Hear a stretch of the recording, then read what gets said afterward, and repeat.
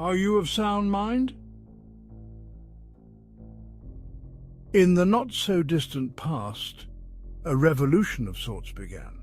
Society took a bold step toward openness, urging each of us to speak freely about our mental health.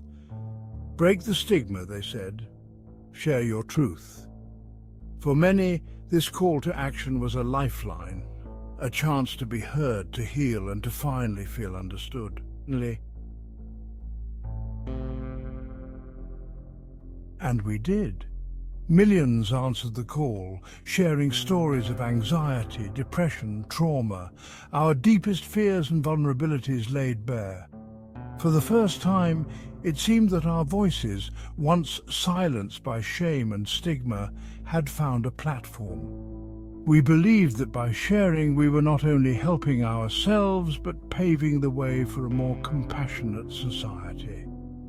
But as the old saying goes, be careful what you wish for.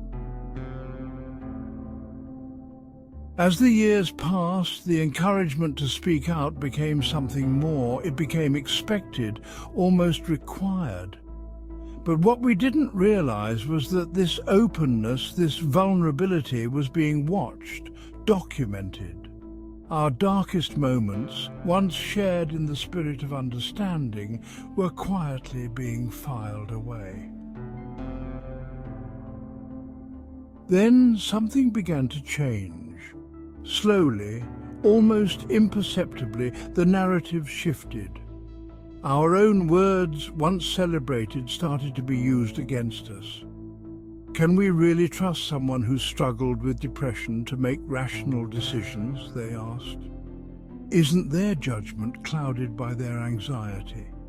They began to question our credibility, our competence, using the very things we were encouraged to share against us. It wasn't just politicians who faced this scrutiny. In workplaces, courtrooms, even in personal relationships, our mental health history became a weapon, wielded to discredit. For many, this betrayal led to a new kind of silence. People withdrew, afraid to speak out again, afraid to be labeled, judged, or worse, invalidated. The support groups that once flourished began to dwindle. Online communities grew quiet. The fear of being misunderstood, of being reduced to a diagnosis, was too great. But the most tragic consequence was the erosion of trust. Trust in a system that had once seemed so supportive. Trust in the idea that vulnerability could lead to strength. For those who had opened up, there was no going back. The damage was done. Even as the government continues to assure us that mental health is a priority, there is an unspoken reality.